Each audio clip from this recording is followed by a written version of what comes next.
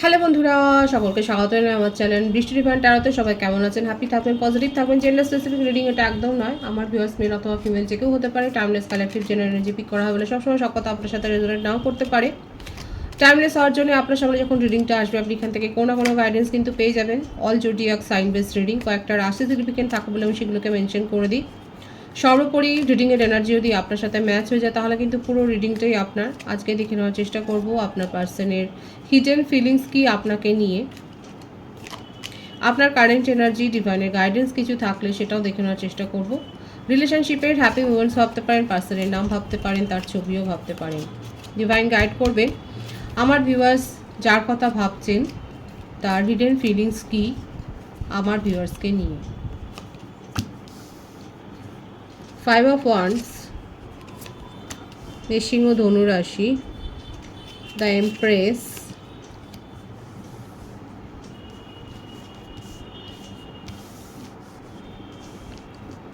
Nine of Pentacles, 7 of Pentacles, Knight of Wands,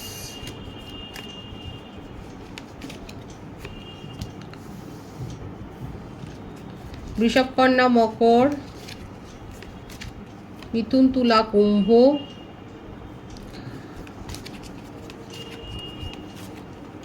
queen of wands, king of cups. 12টা রাশি এখানে এসে গেল। 10 অফ কাপস,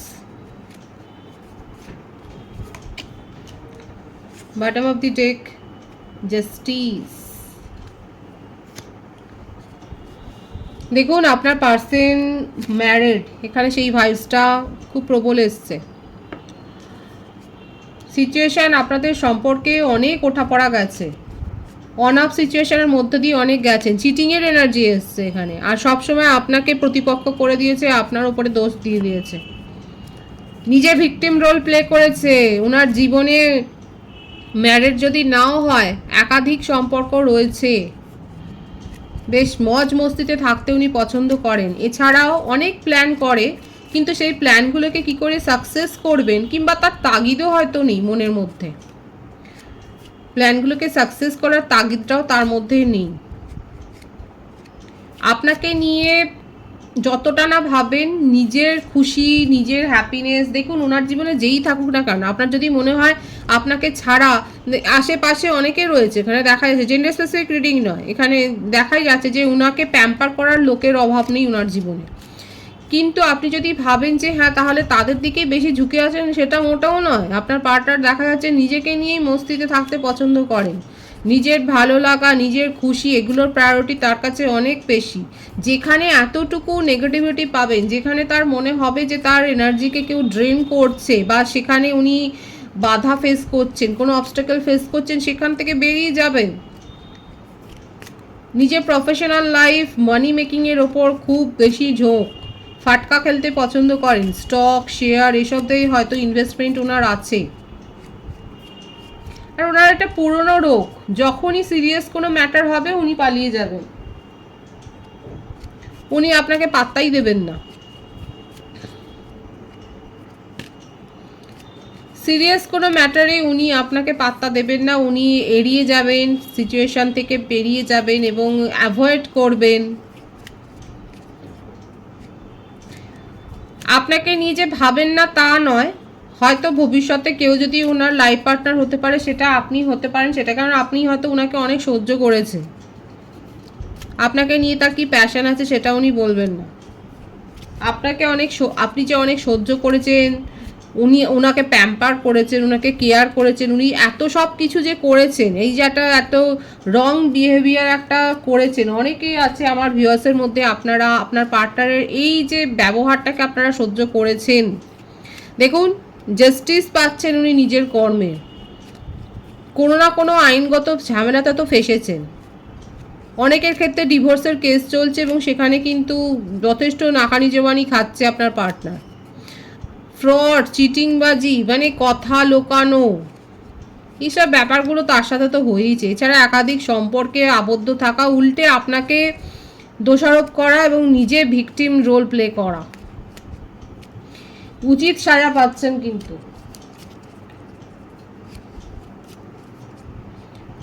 উচিত সাজা পাচ্ছে, কোনো আইনগত ঝুট ঝামেলায় ফেসে গেছে, কোনো পুরনো কেস হয়তো ওনার রিওপেন হয়েছে, অফিসে কোনো আইনি সমস্যায় ফেসে গেছে।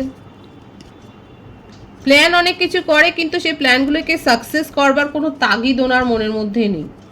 দেখুন একটা জিনিস এখানে যেটা স্পষ্ট দেখা যাচ্ছে আপনার পার্টনারের মধ্যে, ওপরে উনি অনেক গম্ভীর সিরিয়াস ইগোয়েস্টিক একটা মানে ভীষণ একটা শক্ত মুখোশ পরে থাকে, কিন্তু ভেতরে আদপে হচ্ছে উনি একেবারেই সেই বলে কাঁচা অবস্থা। সেখানে মানে ওই ব্যাপারগুলোকে নিয়ে সিরিয়াস কিছু নেই, সেখানে একটা বাচ্চামো, একটা অস্থিরতা রয়েছে। নতুন জিনিস দেখার, যেমন বাচ্চাদের থাকে না, নতুন জিনিস যেই দেখবে অমনি মন আকৃষ্ট হয়ে গেল, চকচকে জিনিসের প্রতি আকৃষ্ট। আপনার পার্টনারের ক্ষেত্রে সেটাই দেখা যাচ্ছে। উপরে অনেক কিছু শো মানে রয়েছে, অনেক কিছু সাজানো গোছানো, কিন্তু ভেতরটা হচ্ছে ওনার এইরকম যে উনি কিন্তু আকৃষ্ট হয়ে পড়েন এবং এইভাবেই এরকম সম্পর্কে উনি কিন্তু পিছলে চলে যান। এখানে আপনার জন্য একটাই পজিটিভ কার্ড এসছে যে আপনার সম্বন্ধে ভাবেন। হ্যাঁ, অন অফ সিচুয়েশন প্রচুর তৈরি হয়েছে। যারা এখনও অবধি আপনার পার্টনারের এই ধরনের ব্যবহার সহ্য করে আপনার সাথে টিকে আছে, সেক্ষেত্রে ওনার একটা মানে মনের মধ্যে পরিকল্পনা আছে যে হ্যাঁ এই সম্পর্কটা নিয়ে এগোবেন যদি আপনি টিকতে পারেন। এছাড়া কারেন্ট এনার্জিতে দেখা যাচ্ছে উনি আইনগত সমস্যায় ফেসে আছেন। দেখবো আর কি রয়েছে তার মনে। ফ্ল্যাটি নেচার।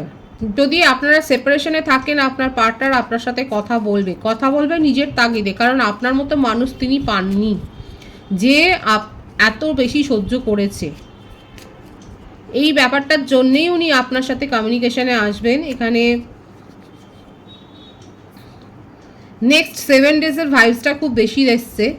777 এখানে অনেকে দেখছেন, 777-এর ভাইবস এসছে কিন্তু এখানে।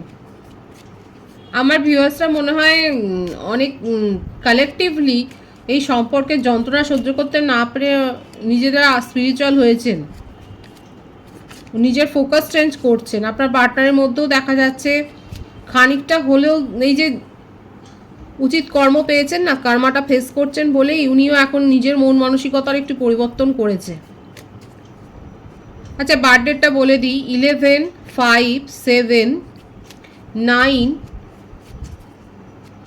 10, 18, 27, 25, 16, 28, 19, 1।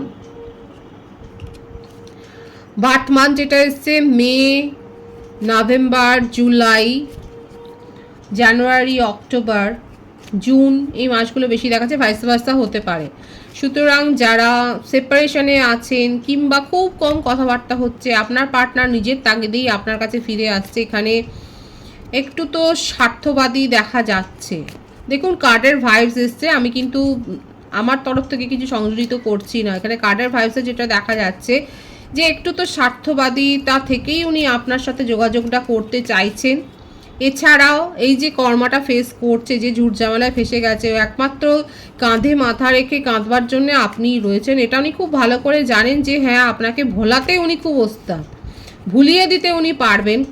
এত কিছু করেছেন তা সত্ত্বেও যখন আপনি ওনার সাথে টিকে আছেন, যতই রাগ করুন, ওপরে যাই করুন না কেন, উনি জানেন যে আপনার কাঁধে মাথাটা রেখে অন্তত কাঁদতে তো পারবেন। কিন্তু তার এনার্জি কতটা স্টেবল হবে সেটা নিয়ে কিন্তু প্রশ্ন রয়েছে। তার হিডেন ফিলিংসে এটাই দেখা যাচ্ছে উনি আপনার সাথে কিন্তু খুব শিগগির কমিউনিকেশন করবেন এবং নিজের দুঃখের কথা, দুঃখের কাহিনী কিন্তু আপনার সঙ্গে যে শেয়ার করতে চান সেটাই কিন্তু দেখা যাচ্ছে। আপনার কারেন্ট এনার্জি দেখব, রিউনিয়ন করতে চান। কখনো এতে রাগারাগি তো হয়েইছে, দেখাই যাচ্ছে। অনেক পুরনো সম্পর্ক, গভীর সমব্যথা, গভীর সহমর্মিতা, সমবেদনা, অনেক ভাবেন আপনি আপনার পার্টনারকে নিয়ে। দীর্ঘদিনের একটা সম্পর্ক রয়েছে। কারো কারো ক্ষেত্রে আপনারা বন্ধু, কলিগ, ধৈর্য নিয়ে অপেক্ষা করছেন। ডিভাইনের ব্লেসিংস আছে। আপনি খুব ভালো করে জানেন যে ওনার দ্বারা আপনি কতটা আহত হয়েছেন। উনি যে বারবার করে মানে আপনি একটা আশা বুকে বেঁধে নিয়ে যে যান, সম্পর্কটা তৈরি করেন, রিবিল্ড করেন এবং উনি যে সেখানে জল ঢেলে দিয়ে চলে যায় সেটা আপনি খুব ভালো করে জানেন। কিন্তু তবু আপনি রিউনিয়ন করতে চান এবং অপেক্ষা করছেন তারই জন্যে। নিজের ফোকাসটা চেঞ্জ করছেন। এখন রেগে আছেন ঠিকই, কিন্তু আপনার রাগটাকে জল করতে ওনার 2 সেকেন্ড লাগে।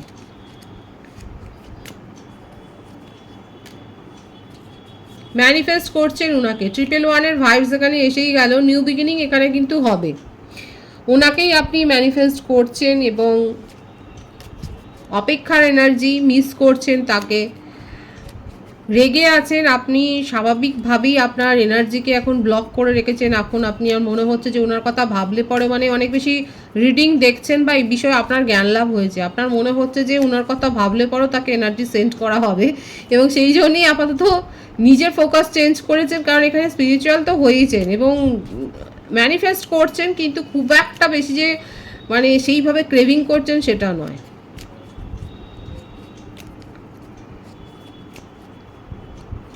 সুতরাং রিউনিয়ন আপনিও করতে চান, আর ডিভাইনও দেখাচ্ছেন নিউ বিগিনিং এখানে হবে।